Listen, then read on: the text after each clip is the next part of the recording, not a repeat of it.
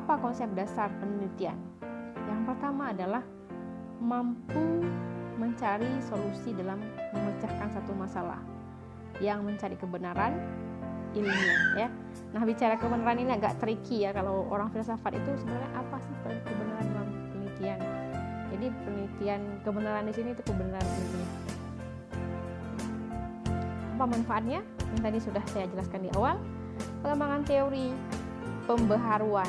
Kalau misalnya ada teori-teori yang sudah tidak bisa dipakai, maka akan diperbaharui oleh hasil-hasil penelitian yang terbaru. Makanya dalam istilah ilmu pengetahuan tidak ada kebenaran yang saklek. Bisa jadi nanti hasil penelitian satu akan ditukar dengan hasil penelitian selanjutnya, atau dikembangkan teori baru mengalahkan teori sebelumnya.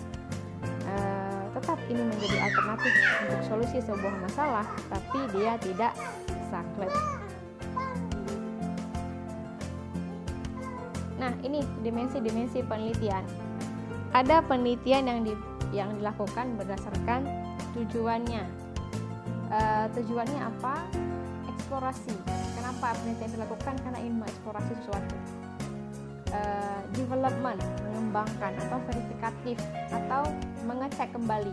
Verifikasi itu kan proses mengecek kembali ya.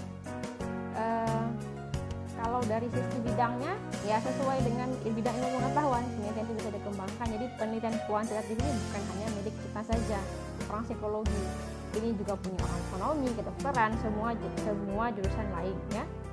Kemudian tempat penelitian itu bisa dilakukan di dua tempat, bisa di lapangan atau dalam laboratorium. Nah, psikologi sendiri bisa dua-duanya.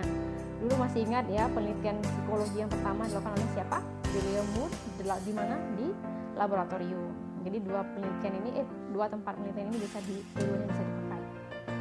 Kemudian waktu pelaksanaan, ada penelitian yang dilakukan hanya sekali saja, ada yang berkelanjutan. Itu ada istilahnya cross sectional dan longitudinal. Nah, di sini bagi yang nggak tahu di mana saya baca ini. Oke. Kemudian dalam fungsinya pemakaian, penelitian itu bisa untuk penelitian murni atau untuk dipakai untuk terapan atau aplikatif ya.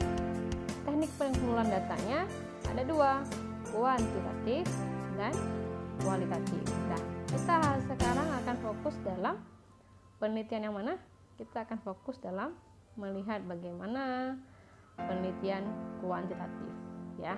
Jadi ada dua. Jadi kuantitatif itu masuk ke mana? Masuk ke dalam metode ataupun teknik pengumpulan data ya. Nah, ini yang tadi nih, positivistik versus fenomenologis. Nah, ini adalah dua paradigma ilmu yang mendasari pengembangan dan pendekatan penelitian. Karena kita bicara kuantitatif, maka lihat di sini kuantitatif masuk ke dalam metode, masuk ke dalam paradigma positivistik ya. Jadi fokusnya pada paradigma positivistik. Semester ini kalian positivistik. Semester depan, semester genap, ketika berkenalan dengan penelitian kualitatif, maka kalian akan masuk ke fenomenologis. Oke, sekarang fokus di sini ya. Di sini ya. Nah, paradigma ilmu yang kita gunakan dalam penelitian kuantitatif itu positivistik. Apa artinya?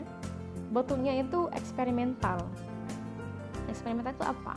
Eksperimental itu hal yang bisa dibuktikan ya. Jadi dia itu ada urutan-urutan yang strict ya, saklek ya. Prosedurnya baku ya, memang ada prosedur tertentu.